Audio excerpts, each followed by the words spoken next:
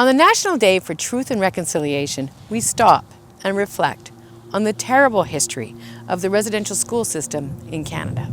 And we remember that for many people in Alberta, the harm inflicted on their community continues today. From the 1870s until the 1990s, an estimated 150,000 Indigenous children were forcibly taken from their homes by the government and taken to residential schools. They were deprived of the love of their families, the warmth of their communities, their culture, their faith, and their traditions. And this was a deliberate attempt to erase Indigenous societies, a genocide.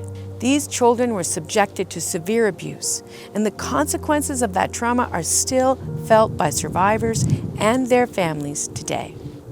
Thousands of children didn't make it home at all. The recent discovery of mass graves at many of these sites brings the true horror of residential schools into sharp focus. As Canadians, we must face up to what happened, tell the truth, and commit to never letting this happen again. But we must do more than speak. We must act. The Truth and Reconciliation Commission has laid that path out for us in its calls to action. And we have a lot of work ahead. On behalf of the Alberta NDP, we are committed to taking up that work and walking the path of reconciliation.